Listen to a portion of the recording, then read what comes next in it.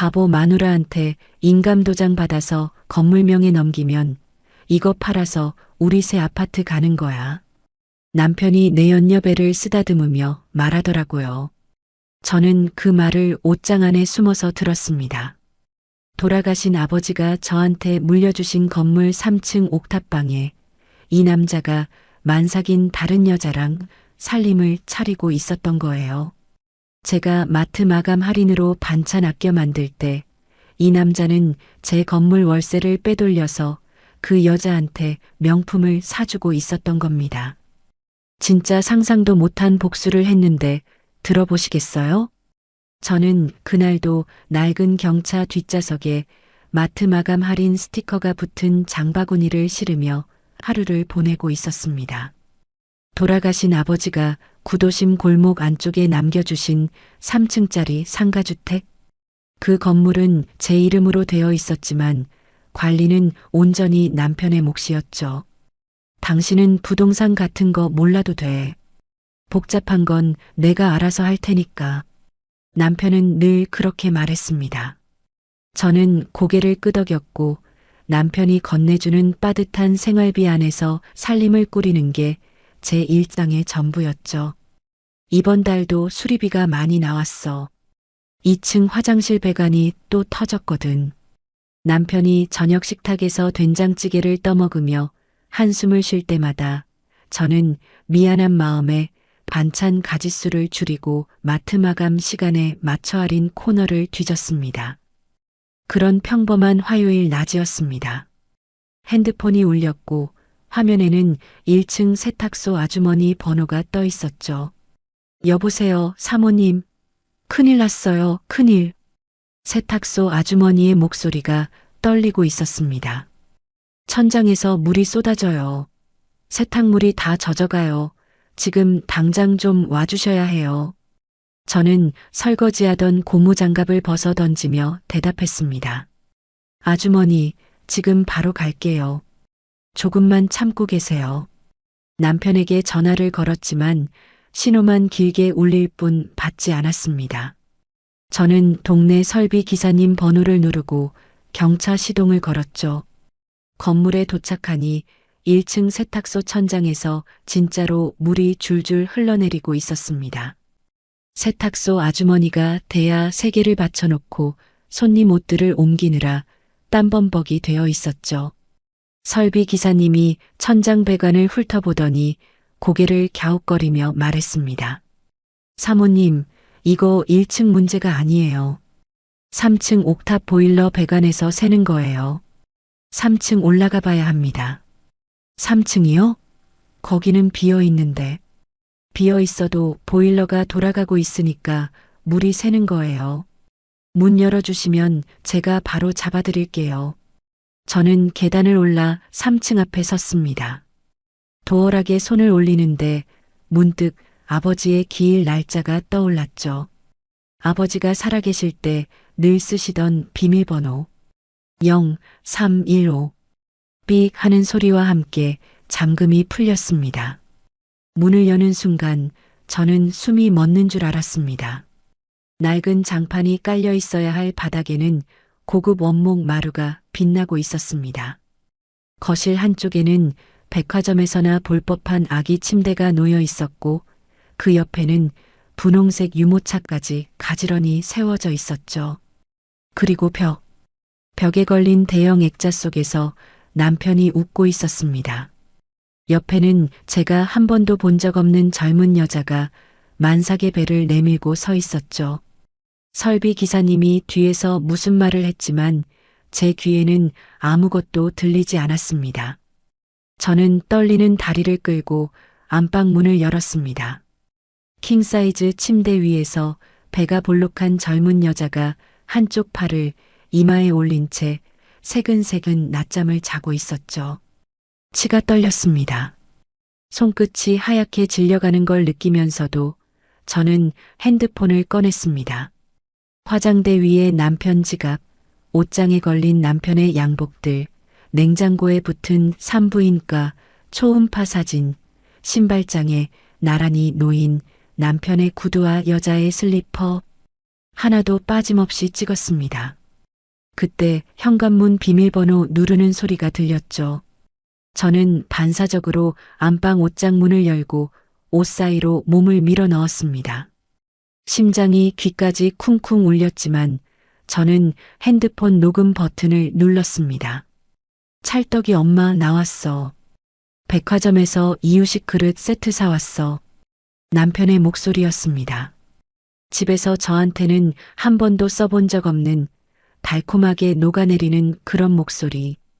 오빠, 나 허리 아파서 죽는 줄 알았어. 빨리 와서 좀 주물러줘. 여자가 잠에서 깨며 칭얼거리는 소리가 들렸습니다. 알았어, 자기야. 아 참, 나 다음 주에 바보 마누라한테 인감도장 받아낼 거야. 세금 감면 서류라고 하면 의심도 안 해. 남편이 비닐봉지를 내려놓는 소리가 바스락거렸습니다. 그거 명예 넘기면 바로 팔아? 우리 새 아파트 가는 거지? 당연하지. 이 건물 팔면 10억은 넘어. 그 돈이면 찰떡이 어린이집부터 학원비까지 걱정 없어. 저는 옷장 안에서 입술을 깨물었습니다.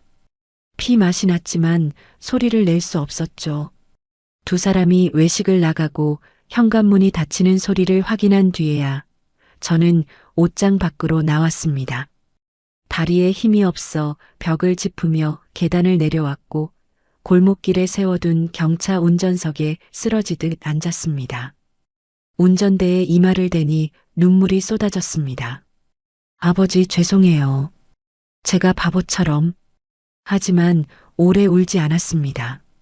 저는 백미러에 비친 제 얼굴을 똑바로 들여다봤습니다. 눈이 벌겋게 충혈된 얼굴 위로 한 번도 느껴본 적 없는 차가운 결심이 올라오고 있었죠. 집에 돌아온 저는 남편이 좋아하는 제육볶음을 만들어 식탁에 올렸습니다. 현관문이 열리고 남편이 들어왔을 때 저는 평소처럼 앞치마를 두르고 웃었습니다. 밥 차려놨어. 오늘 제육볶음이야. 오, 냄새 좋다. 남편이 넥타이를 풀며 식탁에 앉았습니다. 저는 국을 떠주며 해맑게 웃었습니다. 남편은 제 미소가 무엇을 감추고 있는지 전혀 눈치채지 못한 채 맛있게 밥을 퍼먹었죠. 다음 날 아침 남편이 현관문을 나서자마자 저는 옷을 갈아입었습니다. 동네 상가 건물 3층에 자리 잡은 법률사무소. 고등학교 때부터 알고 지낸 친구 민정이가 그곳에서 변호사를 하고 있었죠. 사무실 문을 열고 들어서자 민정이가 커피잔을 내려놓으며 반갑게 일어섰습니다. 어머, 너 웬일이야? 연락도 없이. 저는 대답 대신 핸드폰을 꺼내 민정이 책상 위에 올려놓았습니다. 사진 한 장 한 장을 넘길 때마다 민정이의 표정이 굳어갔죠. 만삭 사진 액자, 아기 침대, 남편 양복이 걸린 옷장, 그리고 냉장고에 붙은 초음파 사진까지. 녹음 파일을 재생하자 남편의 목소리가 사무실 안에 울려 퍼졌습니다. 바보 마누라한테 인감도장 받아낼 거야. 세금 감면 서류라고 하면 의심도 안 해. 민정이가 볼펜을 손가락 사이에 끼운 채 저를 똑바로 바라봤습니다. 너 어떻게 하고 싶어? 합법적으로. 그리고 완벽하게. 민정이가 천천히 고개를 끄덕였습니다. 알았어. 일단 증거를 더 모아. 금융 거래 내역이 있으면 횡령도 잡을 수 있어. 그리고 네가 움직이는 건 아무도 몰라야 해. 사무실을 나온 저는 버스 두 정거장을 걸어가 골목 안쪽의 허름한 건물로 들어갔습니다. 2층에 만사형통 심부름센터라는 간판이 붙어 있었죠. 문을 열자 50대 중반쯤 되어 보이는 남자가 책상 뒤에서 신문을 내려놓으며 고개를 들었습니다. 동네에서 입이 무겁고 일 처리가 깔끔하기로 소문난 강 소장이었죠. 무슨 일로 오셨어요? 저는 의자에 앉으며 봉투 하나를 꺼냈습니다. 남편의 사진과 내 연녀의 얼굴이 찍힌 만삭 사진 출력본이 들어 있었죠. 이 남자가 제 남편이에요. 이 여자랑 뒷조사 좀 해주세요. 특히 돈거래 내역이 필요해요. 강 소장이 사진을 훑어보더니 안경을 밀어 올렸습니다. 어디까지 파면 될까요? 숨겨놓은 돈이 어디로 갔는지, 뭘 사고 어디를 다녔는지 다 알아야 해요. 알겠습니다. 5일이면 됩니다. 저는 조사비를 성금으로 건네고 심부름센터를 나왔습니다.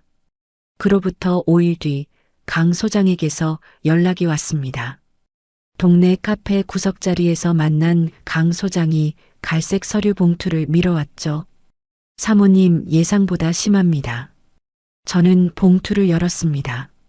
남편이 제 건물에서 받아간 월세 내역서, 그 돈이 내연녀 이름의 통장으로 이체된 기록, 백화점 명품관 카드 결제 내역, 그리고 두 사람 이름으로 예약된 베트남 다낭 풀빌라 항공권과 숙소 예약 확인서.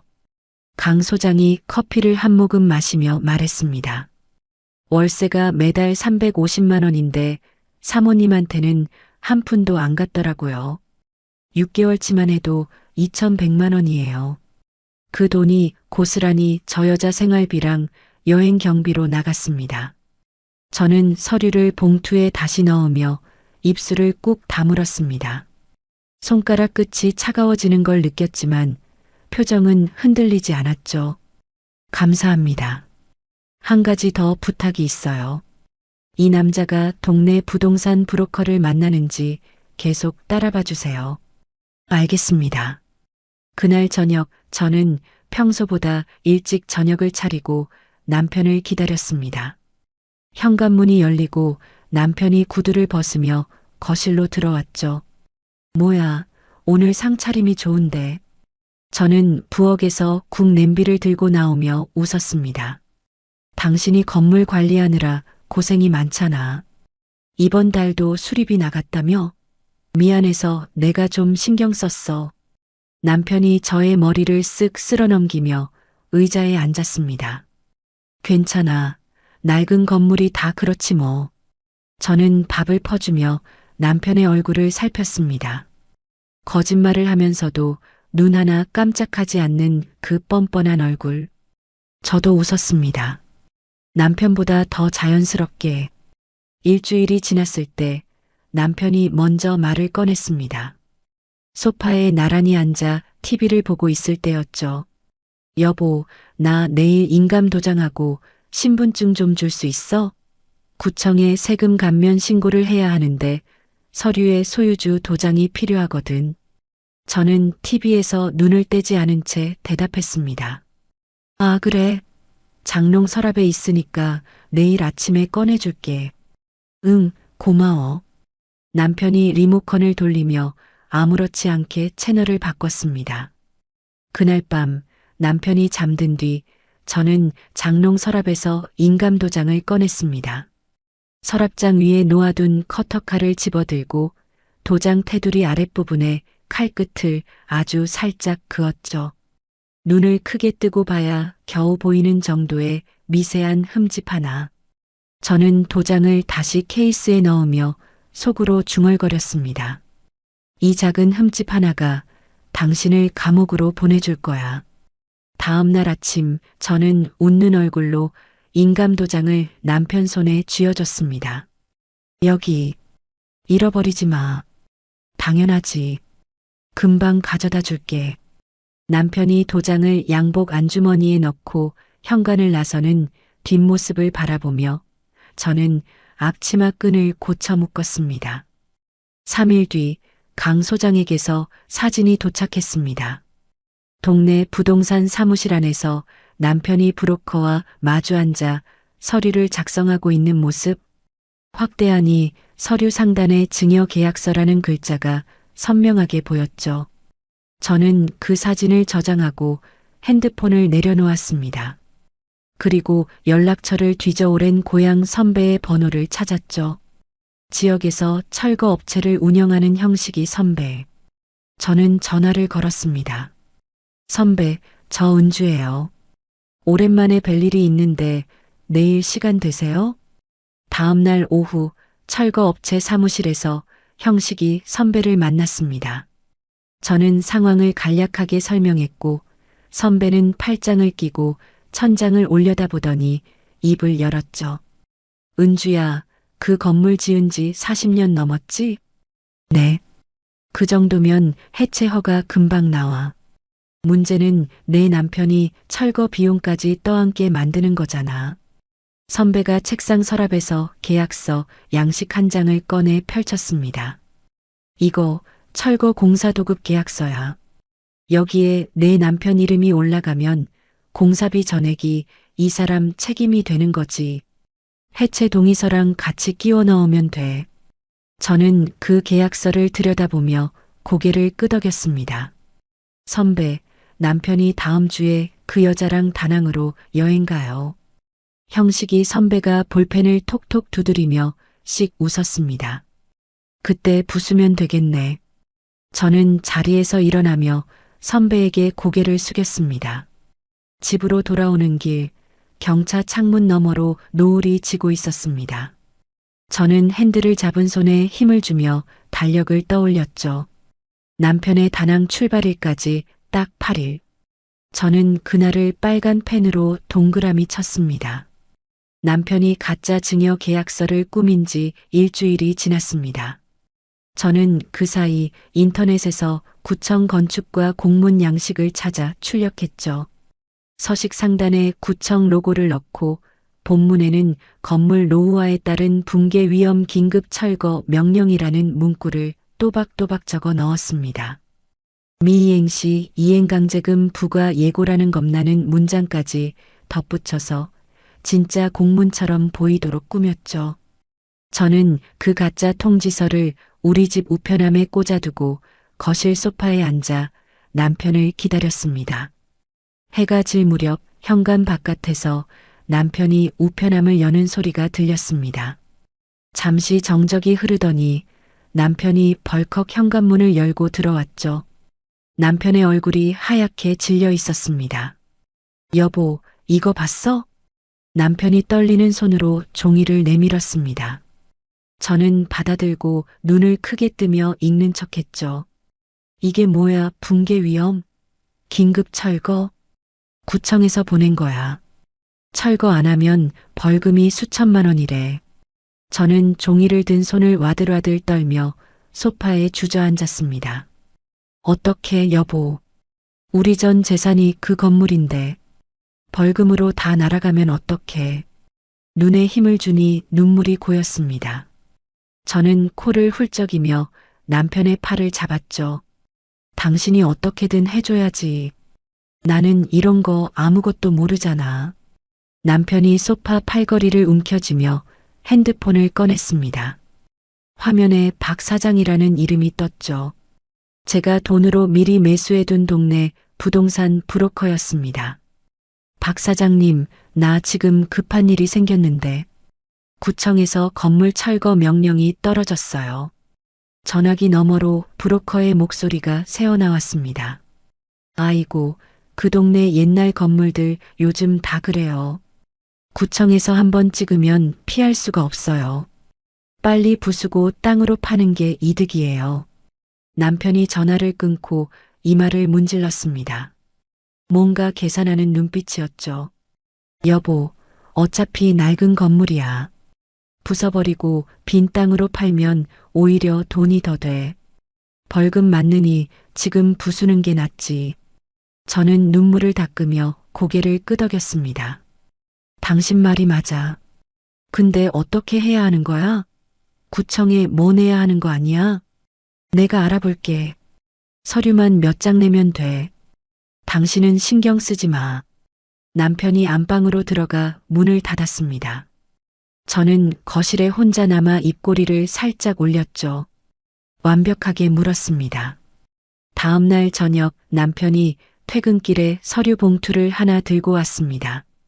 식탁 위에 펼쳐놓은 서류가 대여섯 장. 남편이 볼펜을 꺼내며 말했죠. 여보, 이거 구청이랑 세무서에 낼 서류야.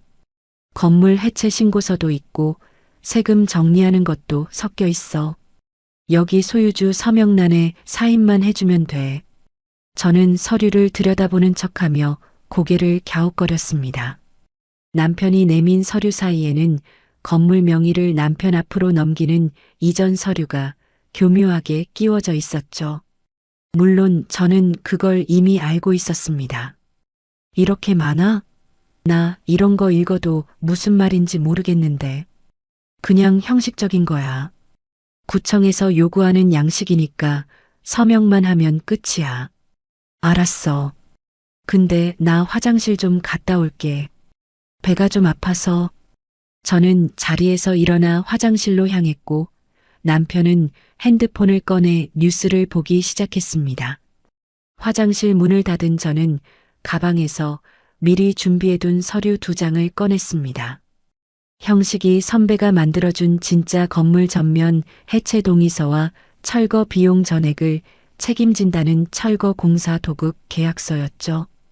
저는 살금살금 거실로 나와 남편이 핸드폰에 집중한 틈을 타 식탁 위 서류 뭉치 사이에 2장을 재빠르게 끼워 넣었습니다. 그리고 다시 화장실 물을 내리는 소리를 낸 뒤 식탁으로 돌아왔죠. 다 왔어. 어디에 서명해? 남편이 볼펜을 건네며 첫 장부터 서명란을 손가락으로 짚어줬습니다. 여기, 그리고 여기.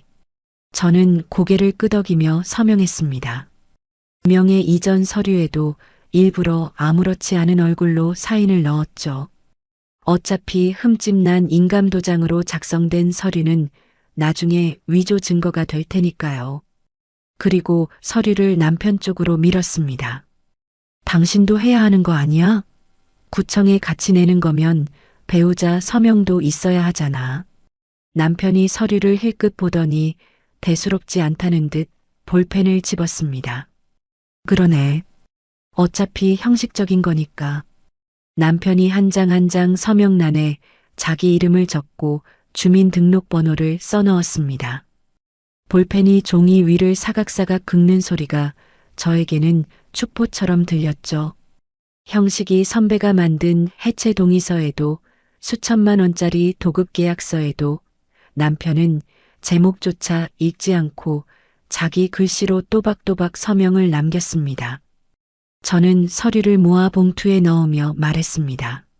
내가 내일 구청에 갖다 줄까? 당신 바쁘잖아. 아, 그래. 그럼 부탁해. 건축과에 내면 돼. 알았어. 남편이 소파로 가서 TV를 켰습니다. 저는 봉투를 꼭 쥐고 안방 장롱 깊숙한 곳에 넣어두었죠. 거울에 비친 제 얼굴에 웃음이 번지는 걸 참을 수 없었습니다. 남편이 끼워 넣은 명예 이전 서류는 따로 빼내어 민정이에게 넘길 겁니다. 흠집난 인감도장 자국이 선명하게 찍힌 사문서 위조의 증거물로요. 주말이 됐습니다. 남편이 안방에서 캐리어를 꺼내 짐을 싸기 시작했죠. 이번 주 회사 워크숍이 제주도야. 4박 5일인데 금요일 밤에 들어올게. 남편이 여름 옷을 캐리어에 넣으며 태연하게 말했습니다. 저는 다림질한 셔츠를 접어 건네주며 대답했죠. 당신 선크림 챙겼어? 요즘 해 뜨거운데. 아, 맞다. 고마워. 남편이 세면대에서 선크림을 집어왔습니다. 저는 현관까지 따라 나가 남편의 캐리어를 끌어주었죠. 조심히 다녀와. 맛있는 거 많이 먹어. 남편이 가볍게 손을 흔들며 엘리베이터에 올라탔습니다. 문이 닫히는 순간 저는 흔들던 손을 내렸습니다. 강 소장이 보내온 사진을 확인했죠. 공항 출국장에서 남편이 내연녀의 캐리어를 끌어주며 체크인 카운터로 향하는 뒷모습이 찍혀 있었습니다. 내연녀의 만삭배가 원피스 너머로 볼록하게 드러나 있었죠. 저는 핸드폰을 내려놓고 형식이 선배에게 전화를 걸었습니다. 선배, 출국했어요. 월요일 아침에 구청 같이 가요. 알았어. 서류 다 챙겨놔. 전화를 끊고 저는 창밖을 내다봤습니다. 토요일 오후에 햇살이 아파트 단지 사이로 비스듬히 내리쬐고 있었죠. 월요일 아침 9시 저는 형식이 선배와 나란히 구청 건축과 민원 창구 앞에 섰습니다. 봉투에서 서류를 꺼내 담당 직원에게 건넸죠. 건축물 해체 신고요. 서류 다 준비해 왔습니다. 직원이 서류를 한 장씩 넘기며 확인했습니다. 소유주 서명, 해체 동의서, 도급 계약서, 건물 현황 도면. 네, 접수하겠습니다. 건물 연식이 오래됐네요. 허가 나오는데 며칠 안 걸릴 겁니다. 형식이 선배가 명함을 건네며 말했습니다. 철거업체 담당자입니다. 허가 나오면 바로 연락 부탁드립니다. 구청을 나서며 선배가 담배를 물었습니다. 은주야, 허가 떨어지면 바로 시작해도 돼? 네. 빨리 해주세요. 선배가 라이터를 켜며 고개를 끄덕였습니다. 이틀이면 건물 뼈대까지 다 부숴놓을게. 저는 구청 계단을 내려오며 하늘을 올려다봤습니다. 남편이 돌아오는 금요일까지 닷새. 철거를 끝내고도 남을 시간이었습니다. 구청에서 철거 허가가 떨어진 다음 날 오전이었습니다. 저는 건물 근처 동네 카페에 1층 세탁소 부부와 2층 보습학원 원장님을 모셨죠. 세 분의 얼굴에는 갑작스러운 호출에 대한 불안감이 역력했습니다. 저는 아메리카노 잔을 내려놓으며 입을 열었습니다. 갑자기 모시게 되어서 죄송해요. 사실은 건물을 부숴야 하는 상황이 됐어요. 세탁소 아주머니가 눈을 동그랗게 뜨며 물었습니다. 사모님, 그게 무슨 말씀이세요? 갑자기 건물을? 건물이 너무 낡아서 붕괴 위험이 있다고 구청에서 통보가 왔어요. 더 미루면 안에 계신 분들이 다칠 수도 있대요. 보습학원 원장님이 커피잔을 감싸 쥔 손에 힘을 주며 말했습니다. 그럼 저희는 당장 나가야 하는 건가요? 학원 아이들 수업도 있고. 저는 고개를 숙였습니다. 정말 죄송해요.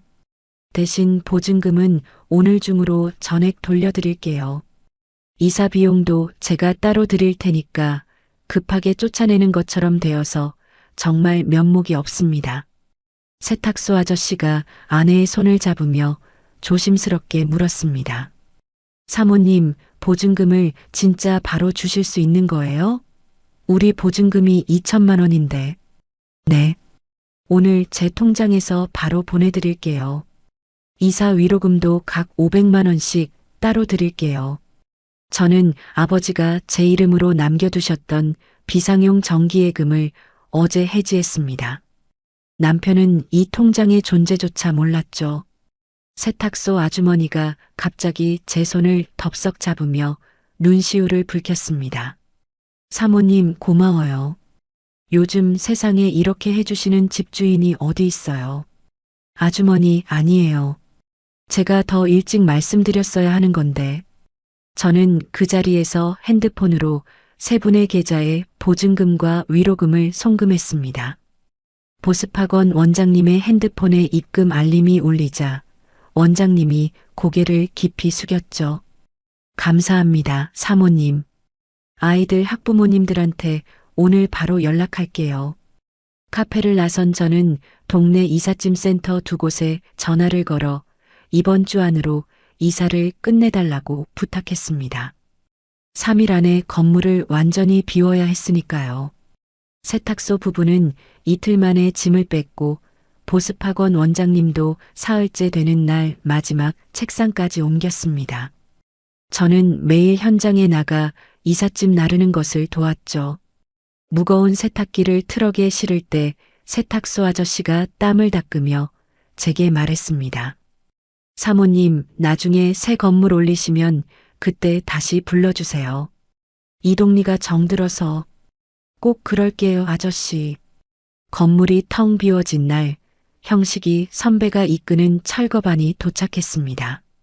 대형 트럭 세대가 골목 입구를 막고 인부 12명이 장비를 내리기 시작했죠.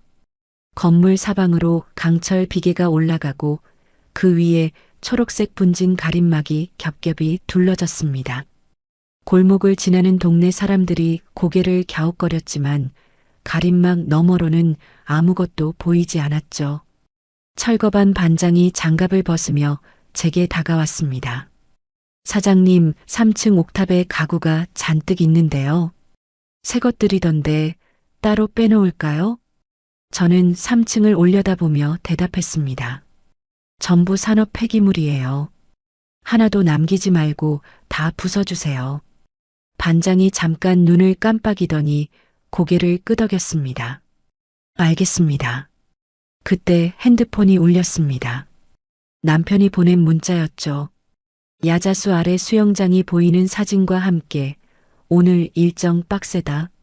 내일 밤에 들어갈게라는 메시지. 저는 문자를 읽고 핸드폰을 주머니에 넣었습니다.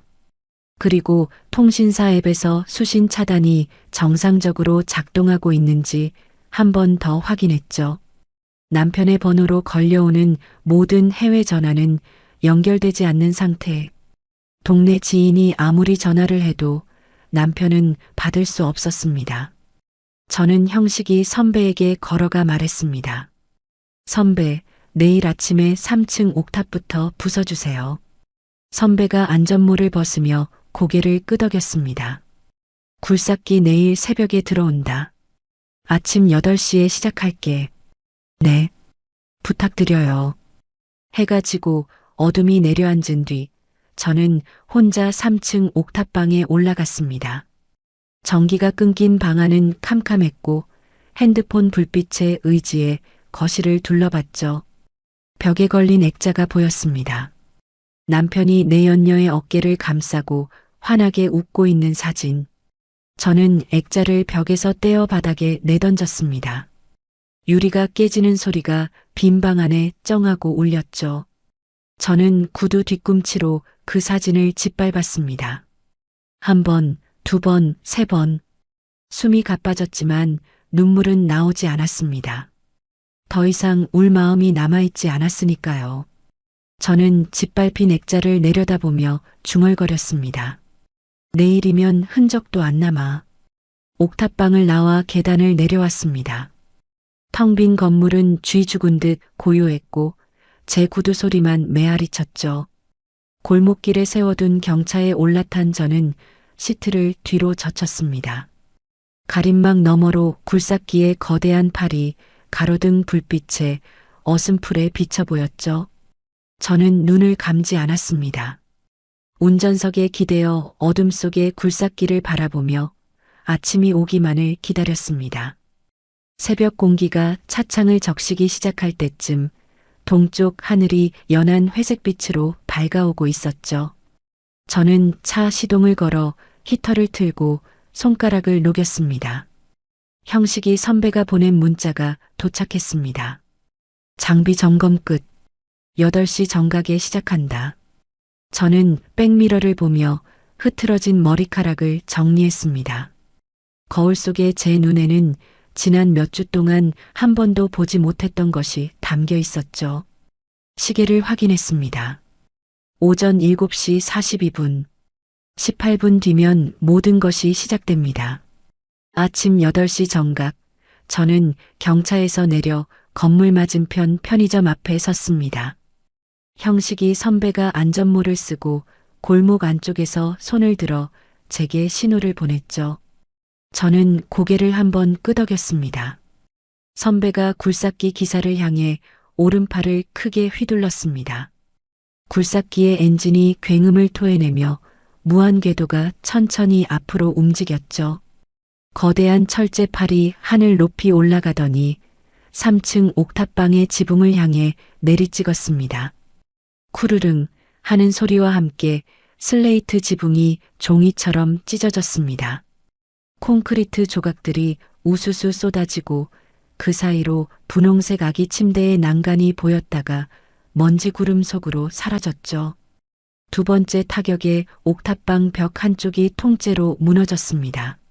남편이 사준 가죽 소파가 벽과 함께 2층 바닥으로 곤두박질 쳤고 대형 TV는 굴삭기 삼날에 걸려 반으로 접히듯 구겨졌죠. 분진 가림막 사이로 하얀 먼지가 피어올랐습니다. 저는 편의점에서 산 캔커피 뚜껑을 따며 파라솔 의자에 앉았죠. 내연녀가 사모은 명품 화장대가 콘크리트 파편에 깔려 납작해지는 모습이 가림막 틈새로 얼핏 보였습니다. 분홍색 유모차 바퀴가 자네 더미 위로 굴러나와 골목 한쪽에 멈춰섰죠. 저는 따뜻한 커피를 한 모금 마시며 그 광경을 지켜봤습니다. 가슴이 뻥 뚫리는 것 같았습니다. 형식이 선배가 안전모의 먼지를 털며 제게 걸어왔죠. 은주야, 3층은 거의 끝났어. 2층 들어갈게. 네, 선배. 빨리 해주세요. 선배가 주머니에서 서류 한 장을 꺼내 보여줬습니다. 남편의 친필 서명이 박힌 철거 공사 도급 계약서 사본이었죠. 이거 있으니까 너한테는 아무 책임 없어. 공사비도 폐기물 처리비도 전부 여기 서명한 사람 몫이야. 저는 고개를 끄덕이며 지갑에서 봉투를 꺼냈습니다. 선배, 인부분들 수고비예요. 속도 좀 올려주세요. 알았어. 모레면 다 끝나. 선배가 다시 현장으로 돌아가고 굴삭기가 2층 보습학원 자리를 허물기 시작했습니다. 책상과 의자들이 나무 조각처럼 부서져 쏟아졌고 칠판이 두 동강 나서 잔해 위에 떨어졌죠. 저는 캔커피를 다 마시고 빈 캔을 쓰레기통에 넣은 뒤 핸드폰을 확인했습니다. 남편에게서 문자가 와 있었죠. 여보, 내일 모레 저녁 비행기로 들어간다. 공항에서 바로 집 갈게. 저는 답장을 보냈습니다. 응, 알았어. 맛있는 거 사올까? 아니야, 괜찮아. 피곤해서 바로 자고 싶어. 저는 핸드폰을 주머니에 넣고 다시 현장을 바라봤습니다. 1층 세탁소 자리의 벽이 굴삭기에 밀려 먼지를 일으키며 쓰러지고 있었죠. 이틀간의 작업이 계속됐습니다. 첫째 날에 건물의 뼈대가 드러났고 둘째 날에는 그 뼈대마저 산산조각 났죠. 폐기물 트럭이 5번을 오가며 잔해를 실어 날랐습니다. 바닥 평탄화까지 끝난 날 오후 형식이 선배가 전화를 걸어왔습니다. 은주야, 다 끝났어. 와서 확인해. 저는 경찰을 몰고 현장으로 갔습니다. 골목 안쪽으로 들어서자 3층짜리 건물이 서 있던 자리가 텅 빈 흙밭으로 변해 있었죠. 굴삭기 바퀴 자국만 선명한 황량한 공터, 잡초 한 폭이 없는 갈색 흙바닥이 오후 햇살 아래 드러나 있었습니다. 저는 차에서 내려 공터 한가운데로 걸어갔습니다. 구두 밑에서 마른 흙이 바스락거렸죠. 여기에 아버지의 건물이 있었습니다. 아버지가 젊은 시절 땀 흘려 지으신 작지만 단단한 3층짜리 집. 그 건물을 남편이 더럽혔고 제가 부숴버렸습니다. 저는 공터 한가운데 서서 눈을 감았습니다. 아버지, 죄송해요. 그리고 고마워요. 이 자리에 새 건물 올릴게요. 제 손으로 직접. 잠시 묵념을 하고 눈을 떴을 때 형식이 선배가 옆에 와 서 있었죠. 잘했어, 은주야. 고마워요, 선배. 저는 공터를 등지고 차로 돌아왔습니다. 그리고 통신사 앱에 접속해 남편 핸드폰의 해외 수신 차단을 해제했죠. 이제 됐습니다. 남편이 내일 저녁 비행기를 타면 공항에 내리자마자 밀린 부재중 전화를 확인하게 될 테니까요. 1시간도 채 지나지 않아 남편에게서 전화가 걸려왔습니다. 화면에 남편 이름이 뜨고 저는 3번째 벨이 울릴 때 전화를 받았죠. 여보, 남편의 목소리가 떨리고 있었습니다. 여보, 건물이 어떻게 된 거야? 박 사장이 건물 없어졌다고 부재중이 20통이 넘게 와 있어. 저는 경차 창문을 열었습니다. 공터에서 선배네 인부들이 마지막 장비를 트럭에 싣는 쇠 부딪히는 소리가 크게 울렸죠. 아, 여보. 당신이 서류에 서명했잖아. 철거 공사 아주 깔끔하게 끝났어. 조심히 와. 뭐? 무슨 소리야? 나 내일 비행기인데 그게 무슨... 저는 전화를 끊었습니다. 백미러에 비친 텅 빈 공터를 한 번 더 바라보고 시동을 걸어 골목을 빠져나왔죠. 핸들을 잡은 손이 더 이상 떨리지 않았습니다. 남편이 공항에서 택시를 타고 도착한 건 그날 오후 4시쯤이었습니다. 저는 공터 맞은편 골목에 경찰을 세워두고 운전석에서 지켜보고 있었죠. 형식이 선배네 직원 4명이 제 차 뒤쪽에 서서 팔짱을 끼고 대기하고 있었습니다. 택시가 골목 입구에 멈춰서자 남편이 뒷문을 벌컥 열고 뛰어내렸습니다. 뒤이어 내연녀가 만삭의 배를 부여잡으며 천천히 내렸죠. 캐리어 2개가 택시 트렁크에서 꺼내지지도 않은 채 길바닥에 나뒹굴었습니다. 남편이 골목 안쪽으로 뛰어들어갔습니다. 그리고 멈춰섰죠. 건물이 있던 자리에는 아무것도 없었습니다. 굴삭기 바퀴 자국만 남은 황량한 흙밭이 오후 햇살 아래 펼쳐져 있을 뿐이었죠. 남편의 무릎이 꺾였습니다. 흙바닥 위에 털썩 주저앉더니 두 손으로 땅을 짚었죠. 아니, 이게...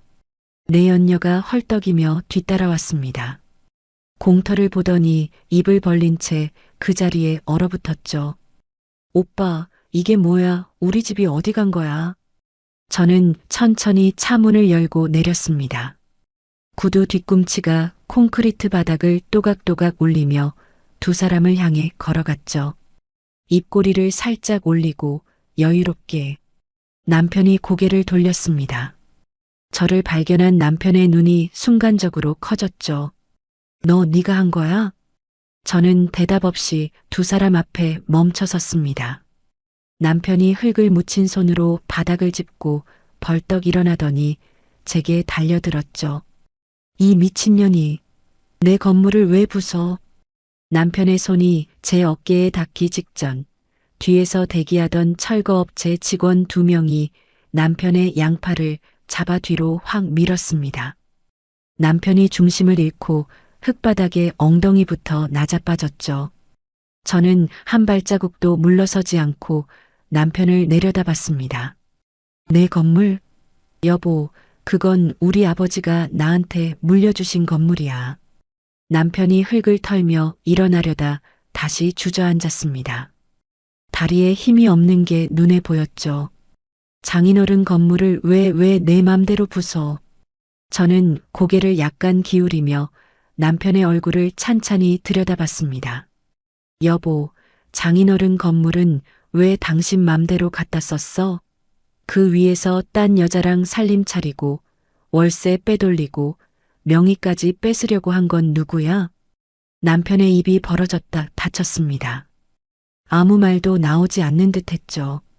그때 내연녀가 발을 동동 구르며 제게 다가왔습니다. 아줌마, 내 가방, 내 명품들, 아기용품 다 어쨌어. 그거 다 합하면 얼마인 줄 알아? 저는 주머니에서 사진 인화본 묶음을 꺼냈습니다. 남편과 내연녀가 옥탑방에서 찍은 만삭 사진, 함께 소파에 누운 사진, 냉장고에 붙어있던 초음파 사진 출력본. 저는 그 사진들을 내연녀의 얼굴 앞에서 한 장씩 흩뿌렸습니다. 사진들이 바람에 날려 흙바닥 위로 흩어졌죠. 내연녀가 땅에 떨어진 사진을 보고 입을 다물었습니다. 만삭의 배를 감싸 쥔 채 뒷걸음질 치더니 남편의 등 뒤로 숨었죠. 저는 내연녀를 무시하고 가방에서 서류 봉투를 꺼냈습니다. 남편 앞에 쪼그리고 앉아 서류를 한 장씩 펼쳐 보여줬죠. 이거 봐. 건물 전면 해체 동의서. 여기 누구 이름이야? 남편의 시선이 서류 위로 떨어졌습니다. 자기 이름 석자와 주민등록번호, 그리고 또박또박한 자기 필체의 서명. 그리고 이거. 철거 공사 도급 계약서. 공사비 4,800만 원 전액 부담. 계약자 이름 당신이야. 남편의 얼굴에서 핏기가 사라졌습니다. 입술이 파르르 떨리더니 서류를 낚아채려 손을 뻗었죠. 저는 서류를 재빠르게 뒤로 뺐습니다. 못 찢어. 이건 사본이야. 원본은 변호사한테 있어. 남편이 머리카락을 두 손으로 움켜쥐었습니다. 아니, 그건 구청 서류라고. 내가 왜? 당신이 나 속이려고 내밀었던 가짜 서류 사이에 끼워 넣은 거야. 당신 제목도 안 읽고 서명했잖아. 나 바보인 줄 알았지? 남편이 흙바닥에 이마를 박듯 고개를 떨구었습니다. 온몸을 사시나무처럼 떨고 있었죠. 저는 일어서며 마지막 서류 한 장을 더 꺼냈습니다. 남편이 부동산 브로커와 함께 만들었던 가짜 증여 계약서 사본. 흠집난 인감도장이 찍힌 바로 그 서류였죠. 이것도 알지? 내 건물을 당신 명의로 빼돌리려고 만든 가짜 증여 계약서. 도장 테두리에 흠집 있는 거 보여? 내가 일부러 낸 거야. 남편이 고개를 들었습니다. 눈이 풀려 있었죠. 사문서 위조, 횡령. 이미 경찰에 고소장 접수했어. 조만간 연락할 거야. 저는 서류를 봉투에 다시 넣으며 몸을 돌렸습니다. 내연녀가 흙바닥에 쪼그리고 앉아 울고 있었습니다. 남편은 머리를 쥐어뜯으며 짐승 같은 소리를 내고 있었죠. 저는 뒤돌아보지 않았습니다. 경차 문을 열고 운전석에 앉아 시동을 걸었죠. 백미러에 두 사람의 모습이 비쳤습니다. 흙바닥 위에서 서로를 원망하듯 고함치는 남편과 배를 부여잡고 주저앉은 내연녀. 저는 백미러에서 눈을 떼고 앞만 바라보며 골목을 빠져나왔습니다. 창문을 열자 초여름 바람이 얼굴을 스쳤죠. 가슴속에 몇 년간 눌러놓았던 무거운 돌덩이가 하나씩 떨어져 나가는 것 같았습니다. 핸들을 잡은 손에 힘을 주며 저는 곧장 민정이 사무실로 향했습니다. 공터에서의 대면이 있고 사흘 뒤 남편은 경찰서에 출석했습니다. 민정이가 접수한 고소장에는 사문서 위조와 횡령 혐의가 빼곡하게 적혀 있었죠.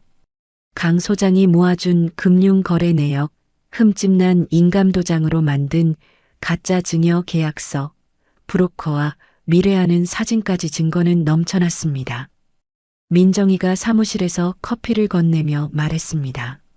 너 남편 경찰 조사에서 네가 꾸민 거라고 억울하다고 난리쳤대. 그래서 도급 계약서에 찍힌 서명이 본인 필체라는 걸 부정을 못해. 그리고 박 사장이 진술 바꿨어. 브로커가? 민정이가 고개를 끄덕이며 서류를 넘겼습니다. 처음엔 남편 편이었는데 경찰이 압박하니까 다 풀었어. 남편이 먼저 명예 이전을 시켜달라고 접근했다고. 가짜 계약서도 남편이 주도했다고 진술서 냈어. 저는 커피잔을 내려놓으며 입꼬리를 올렸습니다. 미리 돈으로 매수해둔 보람이 있었죠.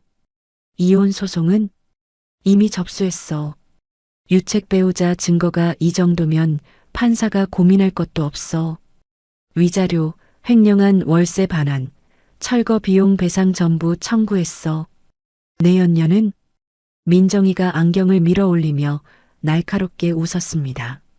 상간녀 위자료 청구 소송 들어갔고 급여 통장 가압류도 오늘 신청했어. 그 여자 직장 월급이 170만 원이던데 거기서 꼬박꼬박 빠져나갈 거야. 저는 고개를 끄덕이며 자리에서 일어났습니다. 민정아, 고마워. 끝까지 부탁해. 당연하지. 이건 내가 해본 사건 중에 제일 속 시원한 거야. 그로부터 며칠 뒤 내연녀에게서 뜻밖의 전화가 걸려왔습니다. 모르는 번호였지만 받자마자 울먹이는 목소리가 터져나왔죠. 언니, 아니 사모님, 저 잘못했어요. 한 번만 봐주세요. 저 지금 갈 데가 없어요. 저는 걸음을 멈추지 않고 대답했습니다. 갈 데가 없는 건 내 문제가 아니야. 오빠가, 아니 그 사람이 다 결혼 안 했다고 했어요. 저도 속은 거예요. 그래서 남의 남편인 줄 알면서 만사까지 같이 살았으면서 속았다고? 전화기 너머로 코 훌쩍이는 소리가 들렸습니다. 제 통장이 묶였어요.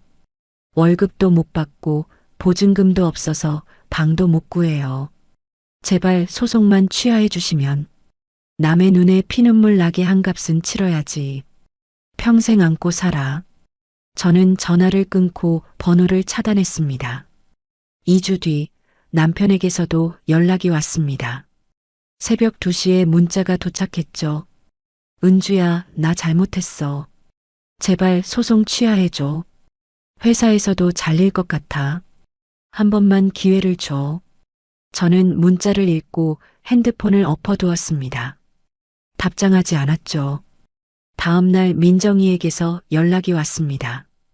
은주야, 너 남편 회사에서 잘렸대. 불륜하고 사기 혐의로 입건된 거 회사에 소문 퍼졌나 봐. 권고사직? 응. 이제 실업자야. 저는 잠시 침묵했다가 입을 열었습니다. 잘 됐네. 그 사이 저는 한 가지 일을 더 했습니다. 남편의 불륜 사진, 가짜 서류 사본, 철거 빈 명세서를 정리해서 시댁 가족 단톡방에 올렸죠. 사진 한 장, 서류 한 장, 금액이 적힌 명세서 한 장, 메시지 하나를 덧붙였습니다. 어머님, 아버님, 그동안 며느리한테 말 못했는데 이게 아들하는 짓입니다. 5분도 안 되어 시어머니에게서 전화가 왔지만 저는 받지 않았습니다. 시누이, 시동생에게서도 연달아 전화가 왔죠. 저는 전부 무시했습니다. 단톡방에 시어머니의 메시지가 올라왔습니다. 은주야, 이게 무슨 일이니 전화 좀 받아라. 그 아래로 시누이의 메시지가 줄줄이 달렸죠. 오빠 진짜야? 이거 진짜로 한 거야? 엄마 지금 쓰러지셨어. 오빠 당장 전화해. 저는 단톡방을 나갔습니다. 더 이상 그 사람들과 얽힐 이유가 없었으니까요. 재판은 빠르게 진행됐습니다. 민정이가 제출한 증거들이 워낙 단단했기 때문이죠. 녹음 파일 속 남편의 목소리, 금융거래 내역, 흠집난 인감도장, 브로커의 진술서, 그리고 남편이 직접 서명한 도급 계약서와 해체 동의서. 법정에서 남편의 변호사가 아내의 계략이라고 주장했지만 판사는 서류에 찍힌 서명이 본인 의사로 작성된 것이라는 감정 결과를 들이밀며 일축했습니다. 판결이 나온 날 민정이가 법원 복도에서 저를 안아줬습니다. 완승이야. 100% 유책, 위자료 전액, 횡령 월세 반환, 철거 비용 배상 전부 인정됐어. 내연녀는 위자료 3천만 원 지급 명령. 급여 가압류 유지돼서 매달 빠져나갈 거야. 저는 법원 로비 의자에 앉아 눈을 감았습니다. 길고 긴 싸움이 끝난 것 같은 기분이었죠. 법정을 나서는데 복도 끝에서 내연녀가 서 있었습니다. 배가 많이 불러 있었고 얼굴이 부어 있었죠. 저를 보더니 뒤뚱뒤뚱 다가와 제 앞에 무릎을 꿇으려 했습니다. 사모님, 제발이요. 아이가 곧 나와요. 한 번만. 저는 한 발 뒤로 물러서며 내연녀를 내려다봤습니다. 그 아이한테는 미안하지만 엄마가 한 짓의 값은 엄마가 치러야지. 저는 내연녀를 지나쳐 법원 정문으로 걸어갔습니다. 밖으로 나오니 맑은 하늘이 펼쳐져 있었죠. 법원 앞 골목에 허름한 분식집이 보였습니다. 저는 문을 열고 들어가 자리에 앉았죠. 아주머니, 잔치국수 하나 주세요.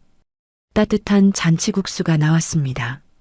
저는 젓가락으로 면을 한 젓가락 집어 올려 후루룩 먹었죠. 국물이 목을 타고 내려가는데 몇 년간 가슴에 얹혀있던 무거운 것들이 함께 녹아내리는 것 같았습니다. 국수 한 그릇을 깨끗이 비우고 젓가락을 내려놓았습니다. 저는 지갑에서 10,000원을 꺼내 계산대에 올려놓고 분식집을 나왔죠.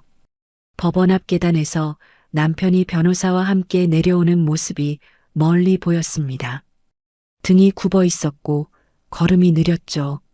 4,800만 원의 철거빚과 횡령 배상금, 위자료까지 떠안은 신용불량자의 뒷모습이었습니다. 저는 그 등을 잠깐 바라보다가 고개를 돌렸습니다.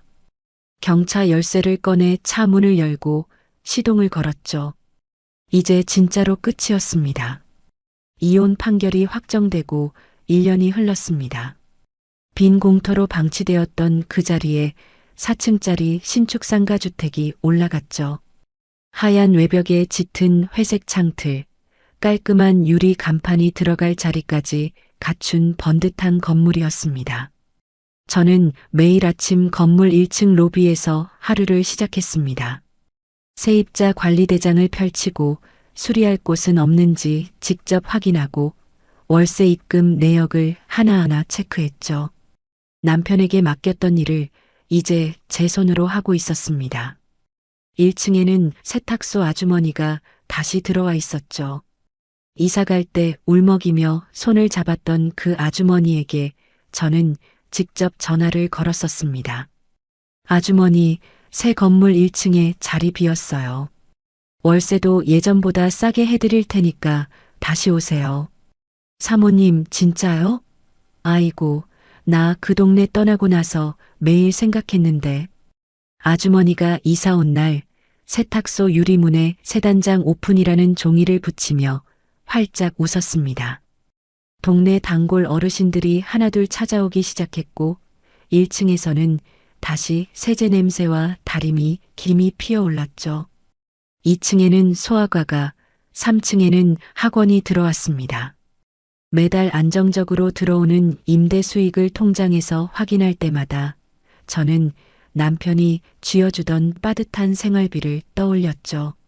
마트 마감 할인 스티커가 붙은 고기를 고르며 계산기를 두드리던 시절. 그때의 저는 이제 없었습니다. 4층은 제 집이었습니다. 넓은 거실에 큰 창을 내어 동네 골목이 내려다 보이게 만들었죠. 거실 한편에는 아버지가 쓰시던 낡은 괴종시계를 놓았습니다. 이사할 때 유일하게 가져온 아버지의 유품이었죠. 매일 아침 그 시계의 째깍거리는 소리를 들으며 커피를 마셨습니다. 아버지가 옆에서 지켜보고 계신 것 같았죠. 어느 날 오후 강 소장에게서 연락이 왔습니다. 저는 1층 로비 의자에 앉아 전화를 받았죠. 사모님, 오랜만입니다. 궁금하신 거 있으셨죠? 네, 소장님. 그 사람들 요즘 어떻게 사는지 혹시 아세요? 강 소장이 잠깐 뜸을 들이더니 입을 열었습니다. 남자 쪽은 건설 현장 일용직 뛰고 있습니다. 빚 갚으려면 한참 멀었어요. 폭삭 늙었더라고요. 머리도 반백이 됐고, 그 여자는요? 미혼모 지원 시설에 있습니다. 아이는 낳았는데 보증금 없어서 방을 못 구하고 있어요. 급여 가압류 때문에 월급도 제대로 못 쓰고, 저는 전화기를 귀에 댄 채 창밖을 바라봤습니다. 동네 골목으로 세탁소 아주머니가 배달 보따리를 들고 부지런히 걸어가는 모습이 보였죠. 알겠습니다. 감사해요, 소장님. 전화를 끊고 저는 잠시 가만히 앉아 있었습니다. 동정이 올라오나 기다려봤지만 아무것도 느껴지지 않았죠. 내 인생의 썩은 뿌리를 내 손으로 잘라냈다는 사실만이 또렷했습니다. 토요일 저녁이 됐습니다. 저는 4층 옥탑 테라스에 접이식 탁자를 펴고 삼겹살 불판을 올렸죠. 민정이가 와인 한 병을 들고 제일 먼저 도착했습니다. 야, 여기 진짜 좋다. 동리가 다 내려다 보이네. 당연하지. 내가 제일 좋은 자리에 살아야지.